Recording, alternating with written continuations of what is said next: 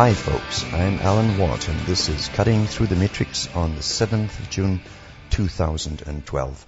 For newcomers, I always suggest you make good use of the website cuttingthroughthematrix.com, and there's well over 1,000 audios for free download.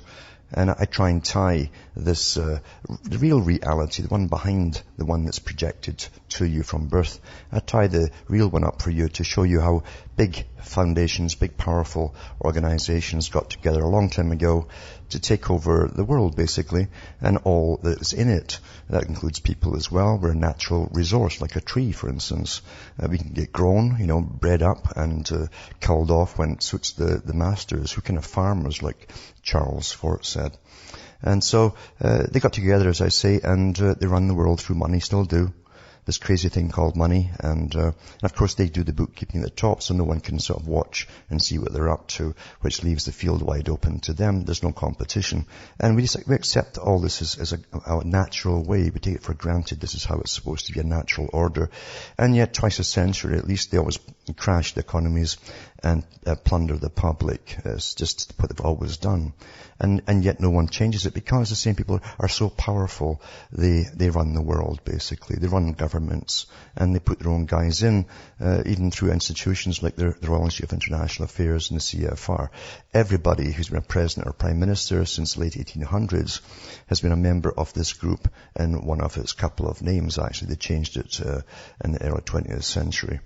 So we're run, as I say, by professional people who think they're the most evolved on the planet, and they have the natural right to rule all the rest, and even alter us all as well through science, to create in the future, down the road, a better, well-behaved human being that will serve them much, much better than the present ones. A lot of psychology is used on the public right now, incredible amounts of psychology.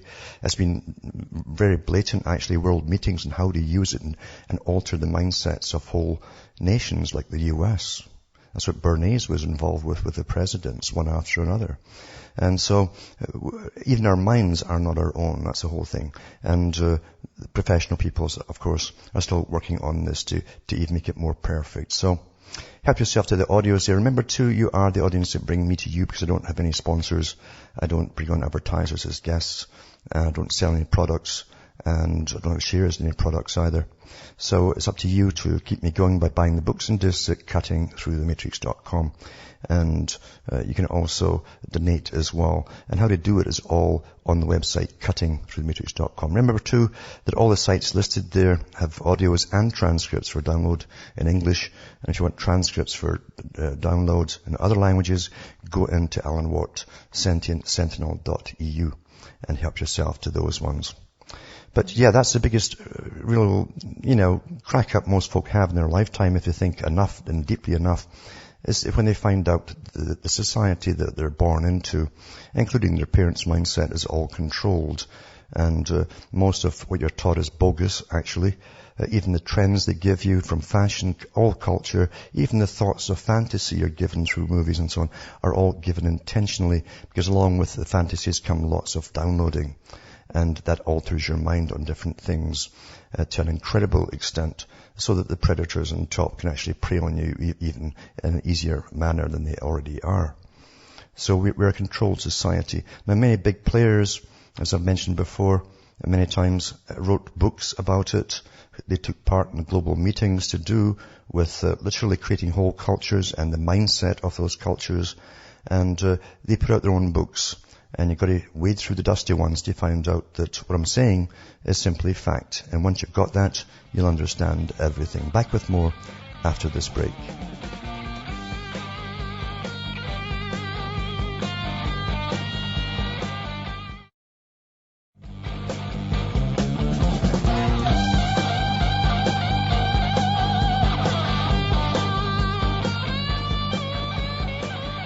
Hi folks, I'm back, and this is Cutting Through the Matrix, talking about the big system that we're born into and we take for granted, simply because it's all there, and everyone else takes it for granted too.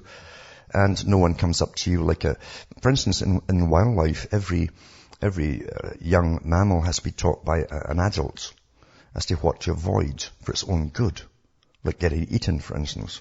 And if the adult is killed off early or dies off, then the young one has no clue, and they won't last very long. Same with people. If your parents don't know what they're living in is basically a script. We're living a scripted life, basically. Because the big boys at the top say they've got 10, 15, 50, 100-year plans, 150-year plans. Each generation simply is there to fulfill its plan. And they study us so intensely at the top to make sure that we all conform with the plan. Are we all dressing the same way? Are we behaving the same way? Do we all have the right opinions? I mean, the right opinions, ones that are given to us on the same topics, etc. And it's phenomenal the amount of work that goes on us. Because after all, we're the livestock, you see. And without us, there's no profit at the top for those at the top. We won't build things for them and make nice big houses for them and create private jets for them and stuff like that. So they need to keep us dumb and stupid at the bottom. And they call this the well-ordered society. Now, school is a big part of it because your early indoctrination is so essential for subsequent indoctrination when you leave school or university. And the media takes over, of course, and just puts out rubbish all the time. Just basic rubbish. Because the media is owned by the same people who own the banks, who own the foundations, who run all the thousands of NGOs and thousands of think tanks that work on us. It's all one big matrix system, basically. And most folk never figure it out. It causes an awful lot of disruption in society, a lot of deaths and suicide, because people find that they're banging their heads against a system, and for some reason they think they've failed. They haven't got up where they should get up to in life, social status, and they haven't figured out that the whole system is rigged. It's all rigged, you see. And so they turn into alcohol or drugs or something, or a lifestyle that is detrimental to them. And they end up having an early grave, most of them, or in the mental hospital, stuck on psychotropic drugs. So that's the system we're living in. We're supposed to think it's sane simply because the big boys with straight faces on television who have got lots of letters behind their names tell us so. They tell us so. You know, and if you don't think the same way as they do, in other words, if your indoctrination hasn't taken on you, you're dangerous. You've got dangerous opinions. Who would have thought that dangerous opinions could have you spied upon? Everybody's getting spied upon. They tell us they're spying on us. We're so dumbed down today, most folk don't care. They don't care. They've trained a generation that, well, who needs privacy? Isn't it better to forgo all having privacy and for all the fun that you're getting in return? That's what they think. Quite astonishing. And of course, that's an area you could go on about forever and ever and ever, because that's the area of the future, is sock puppets for everybody. They'll pretend that they're your friends. And in reality, you're giving up your information quite happily, voluntarily, legally, you see, because you're acquiescing to it. And the big boys have got a complete personality profile on you, which they update every day. It's done automatically by the data and the chat that you put out there for them to have. They've admitted all of this, but most folk don't care. Most folk really don't care. We've got so much in common with certain animals. We certainly do. There's no doubt about it. It's like anthropologists. When I was small, I used to wonder, why is there so many anthropologists on television giving us reports from these weird and fantastic and exotic places across the sea and so on, studying tribes? Well, you understand, we've already been studied very, very well, where we sent these anthropologists from. And they're out doing the last sort of roundup before these little tribes disappear. But they've done it all with us already. They know it works with us. So psychology, behaviorism, and of course anthropology all combined together, even zoology all combined together in this brave new world we're in, so that the masters are absolutely 100% certain of those they control. And even at that, they go overboard because they're petrified that someone might have an original thought and burst the bubble. And I'm not kidding about that. I'm not kidding about that. World meetings were set up during World War II and right after World War II. And since then and from then, big groups and organizations were given incredible funding to come up with controlling the entire culture of all of the Western countries. I mean minute training and teaching and controlling to make sure that America, especially, they said, didn't go fascist. And that's why you get all this massive propaganda and lots of lovely drawings of people all smiling from all the world, all smiling together, and so on, etc., etc. And that's why you have default positions set in your mind if something doesn't quite mesh with what you're being indoctrinated with. In other words, you actually rationalize something for yourself because of your own observations. Incredible it is. Incredible. It's not all about massive profit. Of course, it's always going to be a big profit for those who control. But they have to control the herd, you understand? To maintain control. And that's what they're terrified of. And I've got all these scientific studies saying if they lose control, if these professionals who worked on this for generations now lose control, will disrupt into chaos. That's what they tell their own high-level students when they start. So here you have the perpetrators at the top, paranoid about all the rest of the people down below them, because they know that if the public knew what was really going on, like George Bush Sr. said, if the public found out what we've been doing, they'd chase us down the street and hang us. But of course they can rationalize it in other terms, that the public need them. We need them, you see, because we're so primitive with all these unconscious desires and motivations that we're not even aware of, apparently. And therefore it's like a big massive sea of the unconscious, according to Freud. And that's what started it all, actually. And it's got to be tamed by better types of people than you see. Ones who understand how to calm the seas, generally with psychotropic drugs. So it's completely different, as I say, from what the reality from was given to you. Now you still have absolute basic instincts. Basic instincts, of course, from a whole range of things for the mating imperative and procreative imperative, all that stuff to keep the people going. And of course they really cater big time to that. And in the process, they also overdo it because they want to destroy the family unit. That's done, as far as I'm concerned. Everybody's dysfunctional. Look around you. There's been a 40, 50-year war on that, quite openly. And then of course you end up just the same with obesity. People start eating too much as well. Same with sex. If all the youngsters see nothing but sex on music, television, all the videos, then you can actually exaggerate the natural needs and natural responses until it goes beyond that, beyond even obsession, into deviancy. And we've got lots and lots of that going on today too. And even now, the big boys are trying to rationalize and naturalize and new normalize the deviancy itself. And then they turn around and blame all of you for being crippled mentally, physically, and all the rest of it from all the injections they've given you as well.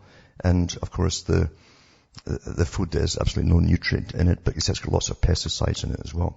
And they do know what that does to you. And of course they don't eat it themselves. It's a really nasty world out there. Let's not pretend and say, oh, what a downer. I don't want to hear that, because that upsets me. That's awfully upsetting. You're a downer. Talk about something positive. In other words, what they're telling you is go into some happy fantasy. But reality is not fantasy. Reality is pretty nasty. Pretty nasty. When you do know, and there's plenty of papers out there on it, that when the big boys talked in the 30s and 40s about depopulation, they weren't putting forward suggestions. They don't put forward suggestions and say, I hope one day the public will accept that they're going to have to be depopulated. They put things into action without telling the general public. This is taken as a war, you understand. Full-scale war. And it's no different than any other war. They don't tell the general population what's going on. Any hints of what really is going on, and they deny it. Simple as that. Deny it. You know, if you go to a court, the judge is supposed to, I say, give his verdict on the preponderance of evidence available, regardless of what the accused says. And there's so much evidence from universities and from the world meetings and everything else of what I'm saying here, all published, from the sources themselves, not about them, but from the sources, that you have to come to the final step, which they won't tell you is, yeah, they are depopulating. And the male in the West he's plummeting. His sperm count is kaput, it's finished. Even the immigrants, once they've been here for a second or third generation, and that's how this stuff works on you, by the way, intergenerationally, they go the same way.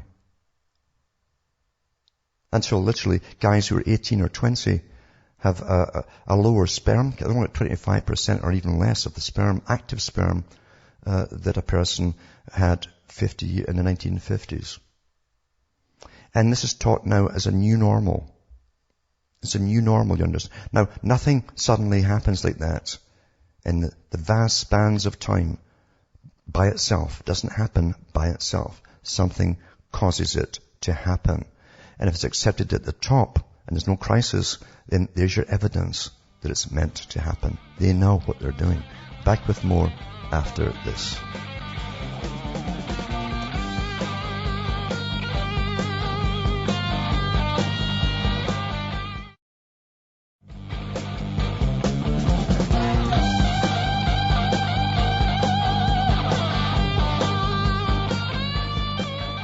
Hi folks, I'm back cutting through the matrix and I'm just talking about how it really is in the world.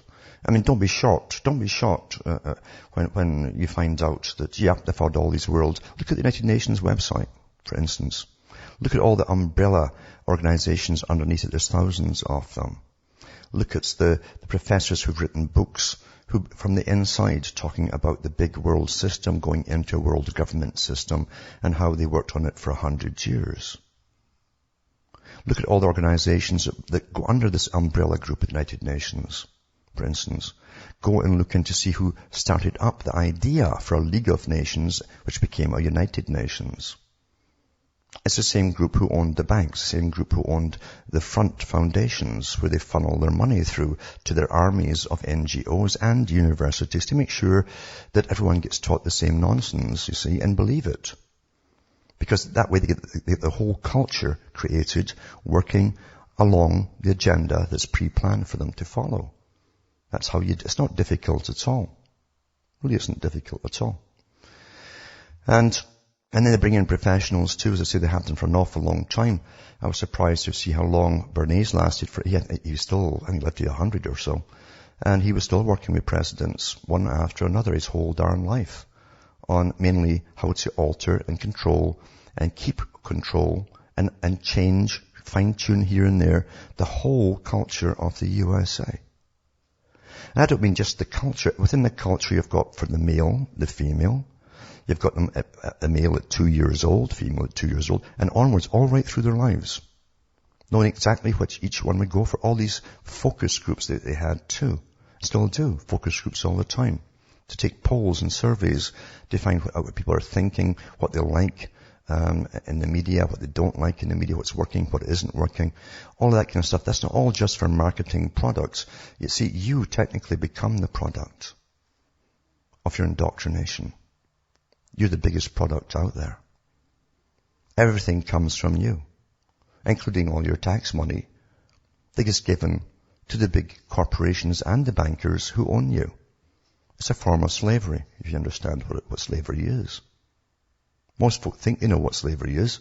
It's a guy standing over you with a big whip or a big sword, telling you to dig a trench or something. That's what you think, isn't it? Slavery doesn't matter if it takes a different form. There's many forms of slavery. And Charles Galton Darwin, in the 1950s, a guy who worked on the Manhattan Project, a physicist, said that we are in the process of creating a new, more sophisticated form of slavery. In other words, the slave won't figure out it's a slave. Now you're going into austerity now, as you've all noticed, and you're in a post-consumerist society, and you think, no, what nonsense. You're still spending money. You're not spending as much money as you used to on tangible goods. Things that could last for a while. Not that much is meant to last for any length of time now, but at least you have nothing really to show for it, except what? Most of the youngsters spend all their cash now, apart from drugs. They're spending it on And in partying, they're spending it on programs. Software. Extra ones. That's where disposable income's going. What is software? It's nothing tangible. It's an abstract thing. It's a bunch of numbers jiggled round, and you buy it from them. That's your disposable income. But you have nothing to show for it you can pass on. There's so much happening and people don't even realize or recognize what is happening. The big boys are getting what they want in ways that you don't even catch on to. Because in the future, eventually you're going to cut back on all the various items which you actually not just need or want, but you actually need. And that's where they're going with all of this, and you don't even recognize it's happening. And society today, they tell us openly that it's a war on terror. Terror is not a concrete thing. Terror is from emotion, understand? It's an emotional thing. You're terrorized. And it's so vague, of course, that they've already expanded it. Of course, that was the intention, was to expand it into everything. Everything is now a terrorism. And eventually, they came out and said, yep, everybody's a potential terrorist. And we have to help you and study you because you might not know you're a potential terrorist. You think that's new? Do you really think that is new? In the 40s, when they were setting up these groups to create the American culture and control it all through, minutely, that's what they said then. They just studied American people, which they did. Massive survey groups were sent out all over the place, year after year after year, across the whole U.S. to study the people, because they might become fascist, which was terrorism. Nothing's changed. It's just a new way of spinning the same thing to you. And you participate in it by offering all your data up to them. Because as I say, it's simple, basically animalism. You want something back. You see, they give you something back in return, some good porn on the internet, you're quite happy with it. And of course they know all that too. They'll know all that too. If you were a man, they know the perfect woman, if they needed to come in and seduce you. Like a spy, for instance. An agent. Because it's in your head somewhere, and you won't know yourself, but they know, because of everything that you've watched. Same goes for a woman too. And they've used this technique on people before. That's how intricate all of this is. It's precise. Why not? They're using all your cash to do it. Back with more after this break.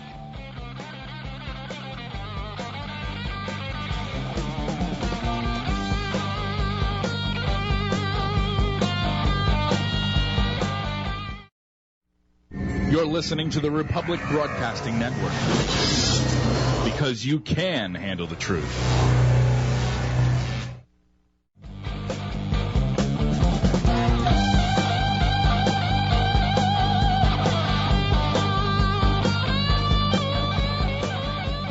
Hi folks, I'm back cutting through the matrix and talking about the big system. The system that's all pervasive, it's all around you.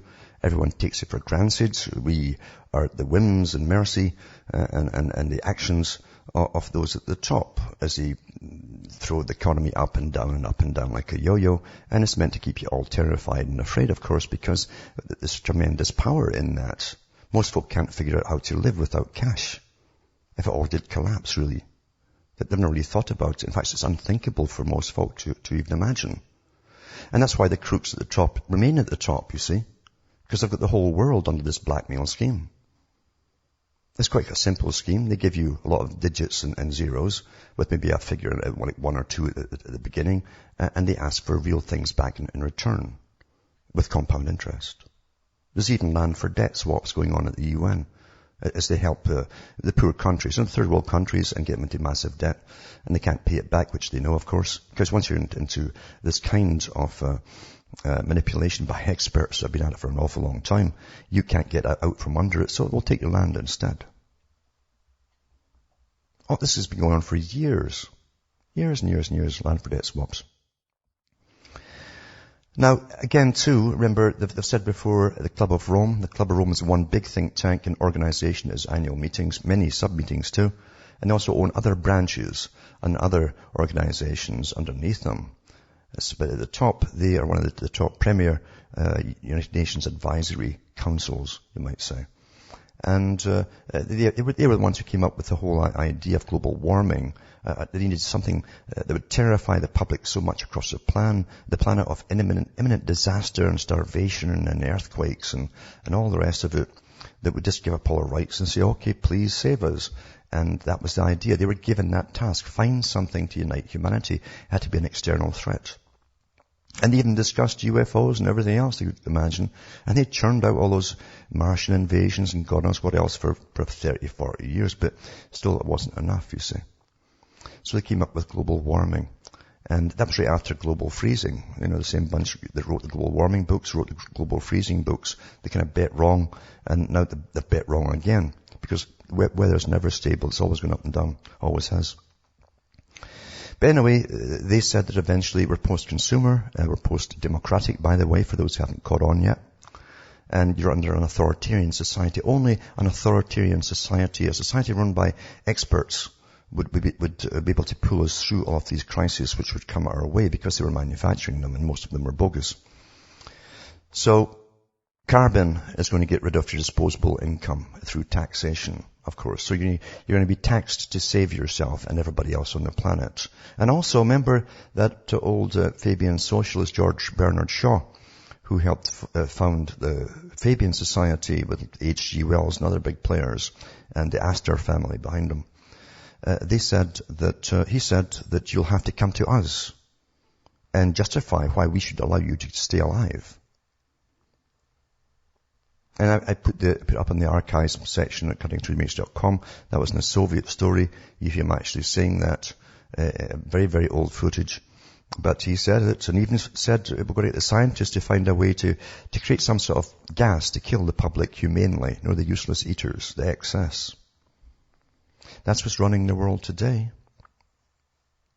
And they're doing it just the same way as folk drop dead in their 20s, 30s, 40s with increasing rapidity.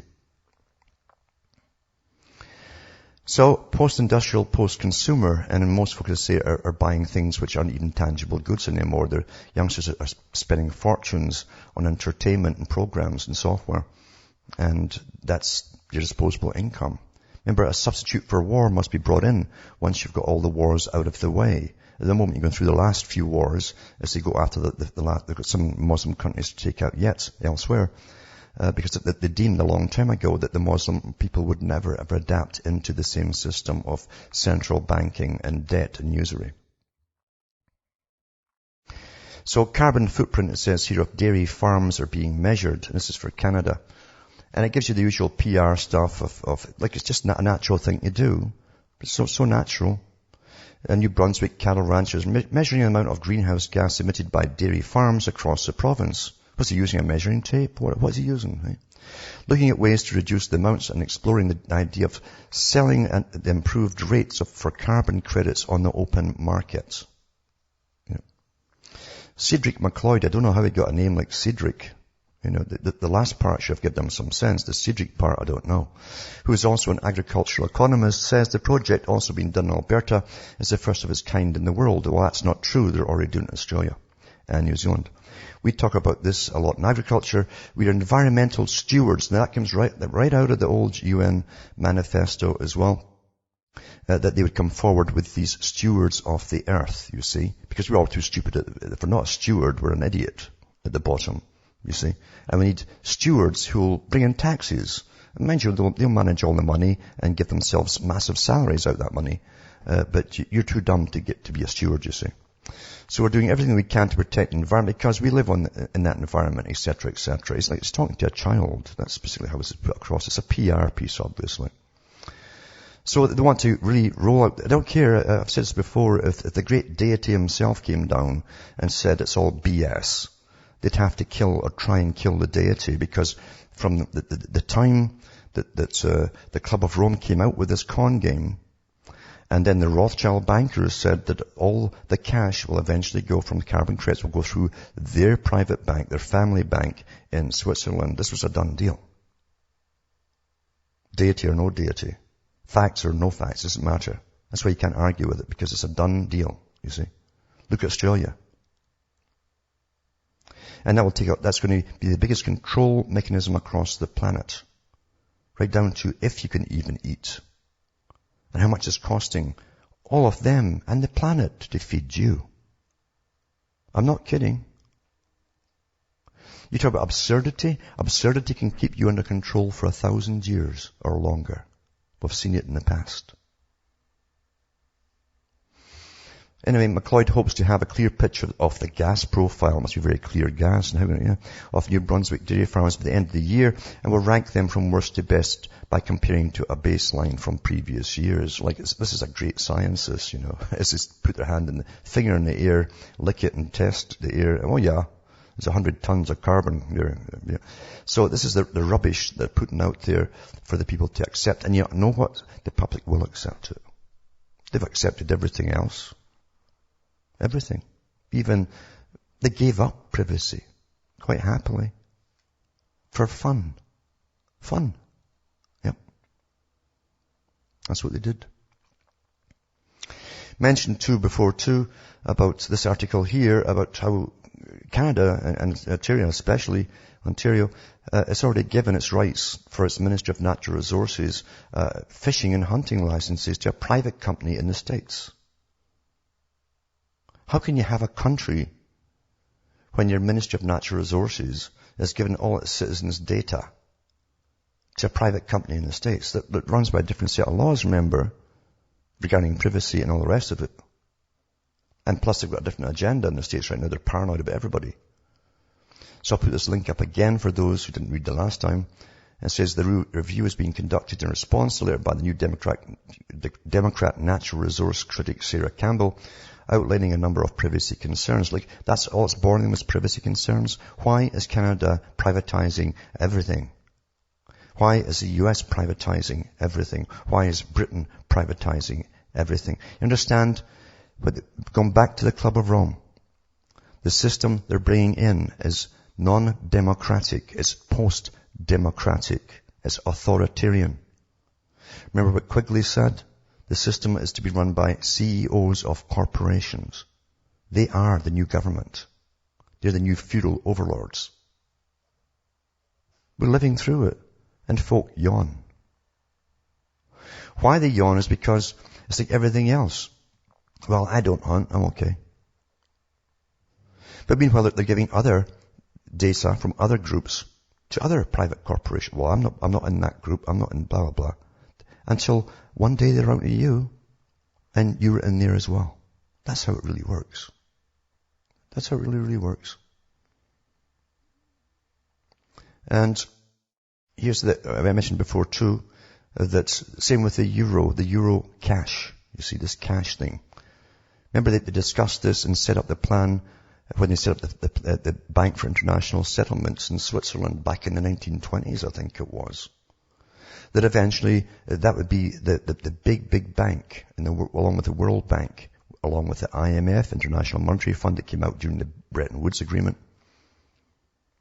And they would run the system of world through central banks. The bankers and everybody down beneath them, from all the scientists and all the experts down, would work on all of us. But the top would be the cash system. It's the biggest cudgel you could ever imagine. That's what money is. The right to create it, whatever it is, just blips on the screen, whatever, doesn't matter. But the right to do that, the ultimate right, gives them incredible power. Everything beneath it runs on it. Everything.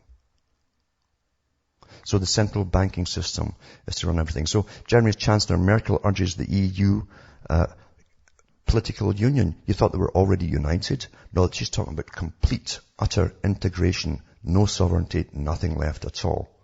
But Karl Marx said the same thing in the 1800s. But that was just coincidence, right? 3 main trading blocks would rule the world. But they'd only be provincial governments that have in each one of them, like a central government for each province. EU is a province, it's a trading block. And they'd be under a global government. So anyway, here she is. We want to build on what we've achieved together, yada, yada, yada. She says, And she's on television prattling on about the agenda because she's reading a script. They're all actors, you understand. They're all actors in this day and age, and photo ops. And I'd like to see the script writers, because these are the guys who should get all the awards. Some of them even work for different countries, politicians.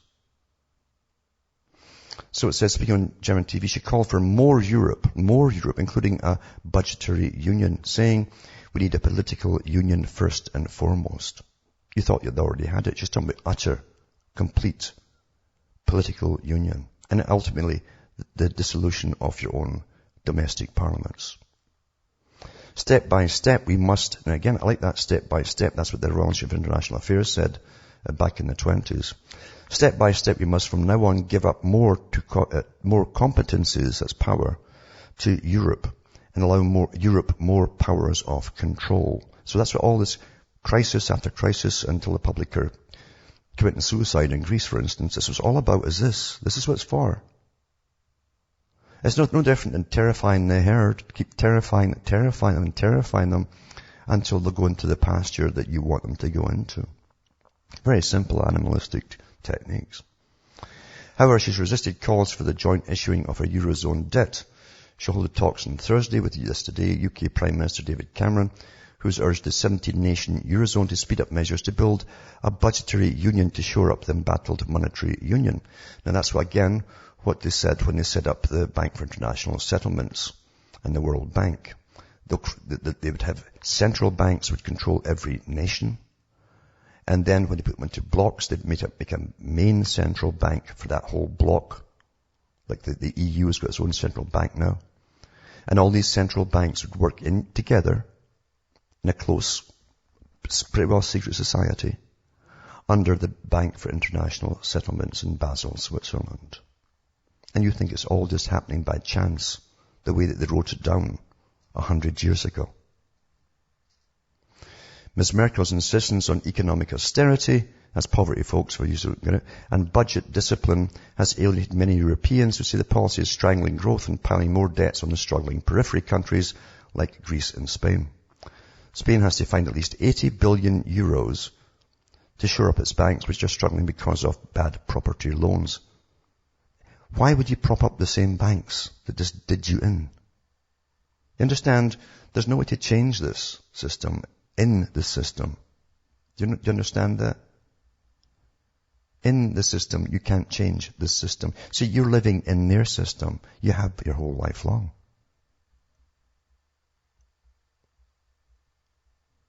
And why would you keep the same gangsters running the banks who've just done you in again? What you're going to do about it? What they'll tell you is, what are you going to do about it? Because no prime minister or president's going to do anything about it. They can't. They'd be killed if they even voiced the opinion that something has to be done about it. They wouldn't last long. Look at the list of presidents in the past who got bumped off or attempted assassinations because they're trying to take back the banking system. It won't happen, folks. Spain's financial minister said the credit markets are effectively shut to his country, but so far Madrid has avoided asking the EU for a bailout, it says. Now they're all bailing out each other.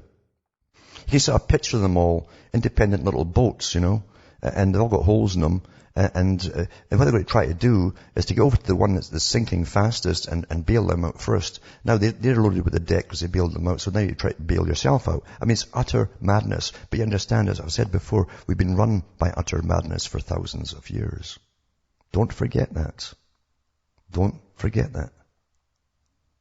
Same with carbon and all the rest of it. It's the big cons that work. It's the preposterous that works. Because you give up trying to figure it out. You think, well, they can't all be lying. Oh yes, they can. Yeah. All these professors and economists, they can't all be lying. They're all respectable people. No, that's your training, folks. That's your indoctrination. On Wednesday, the European Commission set out plans for a Eurozone bank union, which could make it easier for troubled Eurozone banks to access the EU credit. So the gangsters who plunder everybody are to get more and more power over all of you. That's the solution. Isn't that practical? Does that sound logical to you? Does it? Now, whether you like it or not, we have been getting poisoned for a long, long time. When they started intensive farming after World War II, they come up with the bright idea of dumping all the excess from the war industry, from all the chemical industry, into your dirt. And then that would replace, you see, manure and fertilizer and plowing in leaves and grass and everything else that folk used to do, and leaving land fallow for 7 years. And then, along with injections at the same period that came into vogue, we started to die off of cancers like crazy until we have young people with diseases that only the elderly used to get. But of course, you can't put two and two together because, well, that's, again, the experts would tell you that's nonsense, poo, poo, poo. But it goes, they soak the stuff, they soak it in pesticide. It kills all small mammals off, and then you eat it. No, they'd never do that to you. There's got to be another reason for it. Back with more after this.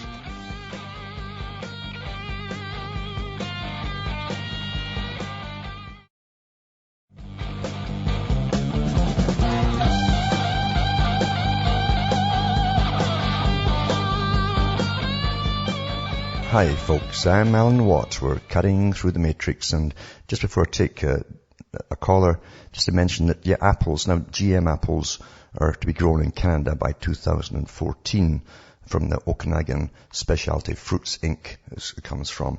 And it says at the very bottom, it comes with all the same baggage as all the other GM stuff. In other words, soaked in pesticide, yada, yada, yada. But at least it won't go brown on you. That's what they're telling you here. Now we'll go to Dave from the UK. Are you there, Dave? Hello? Hello. Hi, Alan. Yes, you're there, yeah. Sorry about that. How are you? Not bad at all, yeah. I just want to encourage the audience that's listening to donate and to help yourself in your program. And I hope that it continues as long as possible. Yeah, things are getting tight. They're getting tight, I must admit. And eventually the time will come when it's just time to go off and do other things. But yeah, things are getting very, very tight now as we go into the so-called inflation.